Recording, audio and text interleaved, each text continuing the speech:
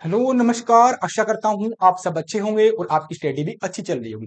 जैसे कि आप सबको पता है, राजस्थान के अंदर एनएचएम के एग्जाम चल रहे हैं, सीएचओ के, फार्मासिस्ट के, नर्सिंग के और टेक्नीशियन के हो गए। और इसी तरह एक एग्जाम हुआ था हमारा रिहेबिलिटेशन वर्कर का। ठीक है, तो उसमें सबसे बड़ी बात यह है कि इसकी कट ऑफ क्या रह सकती है, कितने बच्चों ने पेपर दिया था और क्या सीटें खाली रहेगी, क्या लोगों को 40% या 35% भी नहीं बन रहे, क्या इसके बारे में अपन डिस्कस करने वाले। चैनल पे नए हो सब्सक्राइब कर देना, प्यारा सा लाइक कर देना, कमेंट करके जरूर बताना आपके कितने नंबर बन रहे हैं। आप हमारा व्हाट्सएप और टेलीग्राम ग्रुप ज्वाइन कर सकते हैं, लिंक वीडियो के डिस्क्रिप्शन में है। एजुकेशन फैक्ट्री का ऐप डाउनलोड कर सकते हैं, उसका लिंक भी आपको वीडियो के डिस्क्रिप्शन में मिलेगा। तो डिस्कशन स्टार्ट करते हैं, देखते हैं कितनी पोस्टें थी और सीटें सच में खाली रह जाएगी क्या, उन सबके बारे में बात करने वाले हैं। ठीक है, तो सबसे पहले मैं बात करूं पोस्टें कितनी थी। पोस्ट कितनी थी भैया? 633 पोस्टें थी। कितनी? और फॉर्म कितने लगे थे आपको बताए? 861 फॉर्म लगे थे। अब आप देख लो, पर सीट अगर सारे बच्चे पेपर देने गए हैं ना, मान ले, तो ही पर सीट क्या, एक सीट के ऊपर 1.5 बच्चों का कंपटीशन है, 2 सीट पे 3 बच्चों का कंपटीशन हो रहा है।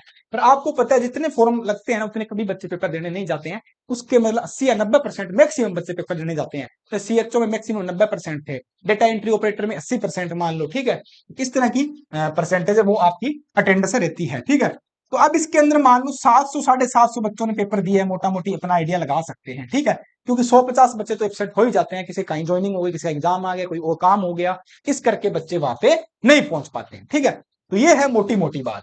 अब मान लो इसमें वो ही बच्चे हैं जिन्होंने पहली बार पेपर दिया, जिनकी तैयारी नहीं थी अच्छी, होते हैं ऐसे जिनकी सबकी तैयारी एक जैसी नहीं होती। बहुत से ऐसे धुरंधर होंगे जिनकी अच्छी तैयारी हो, बहुत से जिनकी तैयारी नहीं होगी। बहुत से अच्छे हैं जिन्होंने पहली बार पेपर दिन ओएमआर भरने में गलती कर दी, किसी रोल नंबर गलत भर दिया। और ये भी पता है आपको कि 5 ऑप्शन भरने होते, पेपर को खाली नहीं छोड़ना। 10% ज्यादा खाली छोड़िए पेपर, आपकी कॉपी ओएमआर भी चेक नहीं हुई, मतलब आप सिलेक्शन की रेस से बाहर हो। तो सारी चीजें मैटर करती है।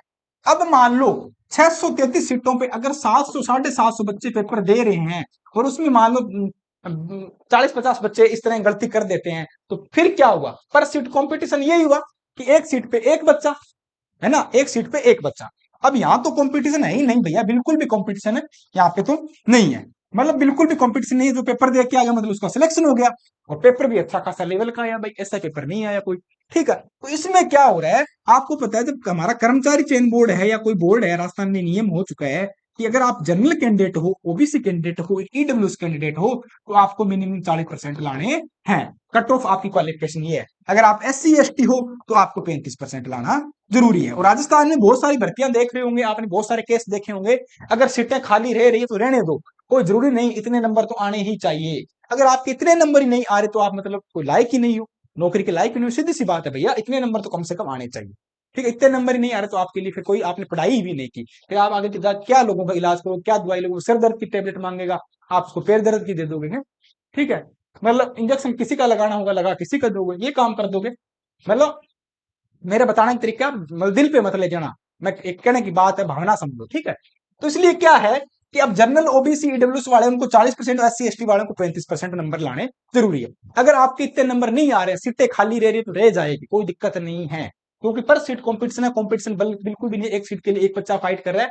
और मैंने सुना है और ऐसा रिव्यू भी आया है कि बच्चों के इतने परसेंट नंबर भी नहीं बढ़ रहे, क्योंकि सारे बच्चे नहीं है जो धुरंधर टॉप कर दे, और सारे बच्चे इसने डफ भी नहीं है कि जो सारे फेल हो जाएंगे। किसी के 80% भी आएंगे, किसी के 35 भी आएंगे, किसी के 40 भी आएंगे, किसी के 22 भी आएंगे।